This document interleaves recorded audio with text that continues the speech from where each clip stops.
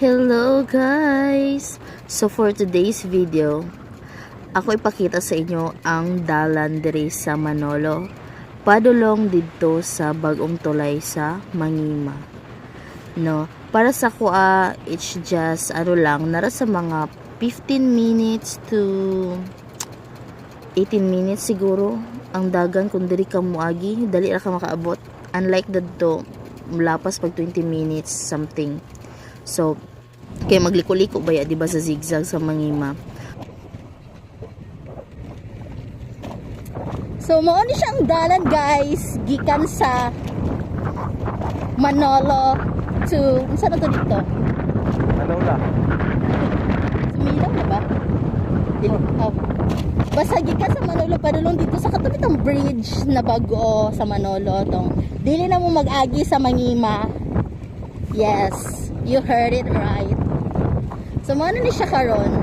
Atong nangagi, kuha ni siya, full of stones. Then, karon kailan ang gikuan? Gipison. Of course, di na mo flatten kung wala pison. Para sa kong ilong. So, ano siya ang dalan karon guys? Wala pa siya na siminto. Ang nasiminto dito pa dapit sa Manolo. But, para sa karang-arang na siya gamay. Murag mo ni siya ang mga bato-bato na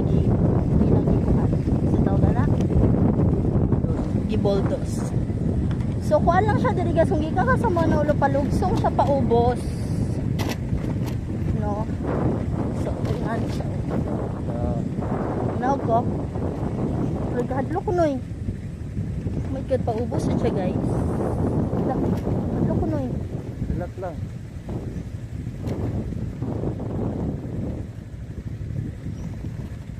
Aw, nakita na nako kato ang tulay guys.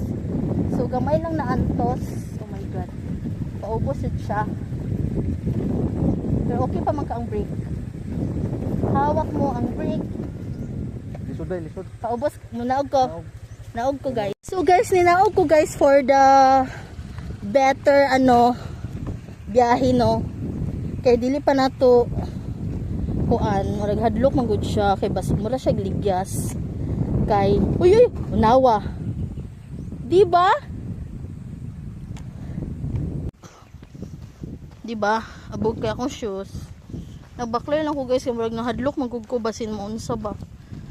Kay very ligyas jud ang mga abog-abog. No? Then, paubos jud siya paubos. So, tura ang tulay. As you can see, dool na siya.